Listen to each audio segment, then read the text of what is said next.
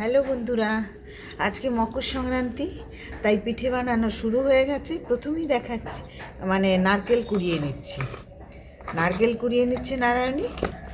তো আস্তে আস্তে আপনাদের মধ্যে আসছি সব কিছু নিয়ে। বন্ধুরা, মালপোয়ার জন্য গোলাটা দেখুন, গোলাটা আমি করে নিয়েছি। মালপোয়াটা প্রথমে শুরু করছি। নারকেল পুরো পুরানো হয়ে গেছে, অন্য অন্য পিঠার আয়োজন চলছে। এটা করছি, তেলটা চাপিয়ে দিয়েছি, গরম হবে, তারপর এটা দেবো, আপনাদের দেখাচ্ছি। দেখুন আমার মালপোয়া কি সুন্দর হয়েছে, ঘরোয়া মালপোয়া যেটাকে বলে, কি চমৎকার হয়েছে। এরকম করে সব মালপোয়াগুলো ভেজে নিচ্ছি।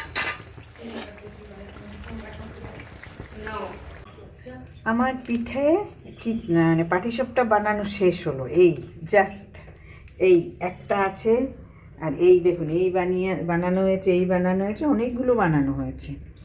তো এখন হলো চিতই পিঠে করতে হবে, তখন তো সেটাও আপনাদের দেখাবো। চিতই পিঠে শুরু করেছি। চিতই পিঠে দেখুন এই গোলাটা করেছি, এই কনসিস্টেন্সিতে হবে গোলাটা, আর আমি এই খোলায় দিয়ে দিয়েছি। এবার এটা আমি ঢেকে দেব। দেখুন পিঠাগুলো কিন্তু হয়ে গেছে।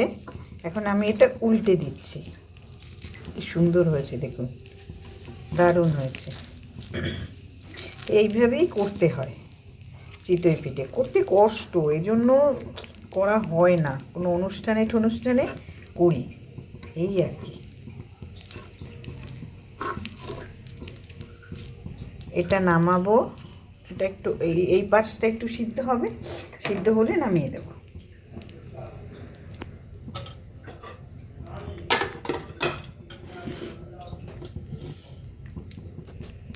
সিদ্ধ হলে এটা নামিয়ে দিচ্ছি। এবার আমার মনে হয়ে গেছে।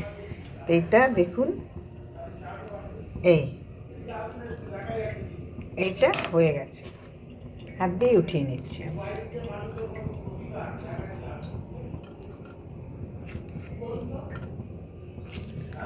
এই দেখুন, দেখলেন, ঠিক এইভাবে। অনেকে সিদ্ধ পিঠাও বলে, আমরা বলি চিতই পিঠা। এরপর কি করতে হবে, একটা বেগুনের এইটা কেটে নিয়েছি, বেগুনের গুঁড়াটা, এটা দিয়ে আমি এইরকম তেলটা দিয়ে দেব। দেখুন এই খোলাটাই দেখাচ্ছি, তেলটা দিয়ে দেব।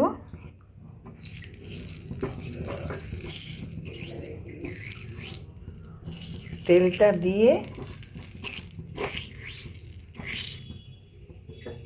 এবার এই যে এই গোলাটা আমি দিয়ে দেবো। জালটা কমিয়ে নিয়েছি একদম। এই যে গোলাটা কিন্তু এরকম একটু ঘন করতে হবে। এইরকম যদি ঘন না করেন তাহলে কিন্তু পিঠে হবে না। হ্যাঁ, আর হ্যাঁ বুঝলে গেছি।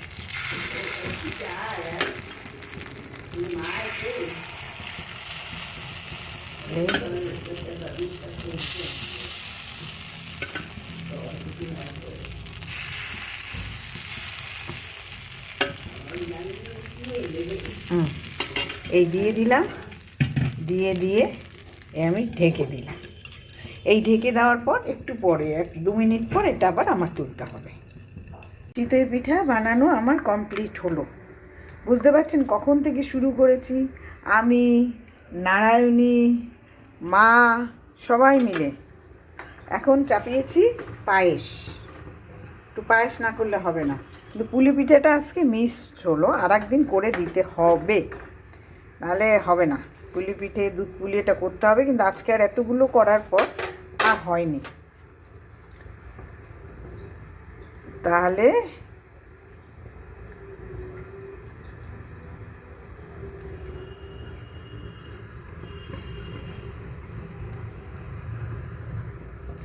আজকে এখানেই সবাইকে দেখুন কি কষ্ট করতে হয়, সব কিছু আসলে কি বলুন তো, আমরা করতে যাব সেটাই একটু পরিশ্রম করতেই হবে। আজ মকর সংক্রান্তি, সবগুলোই করতে হবে, কিন্তু পুলি পিঠাটা হলো না, নারকেলটা শেষ হয়ে গেছে। তারপরে এই সাজের পিঠা করতে এত সময় লাগে না, তো সেই জন্য ঠিক মতো হয় না।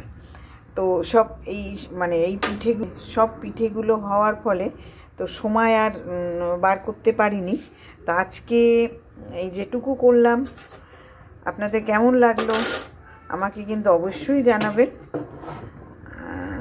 কি বলবো, সবাইকে মকর সংক্রান্তির শুভেচ্ছা ও ভালোবাসা। আপনারা সবাই খুব ভালো থাকবেন, খুব আনন্দে থাকবেন। আজকের মতো এখানেই শেষ করলাম। নমস্কার।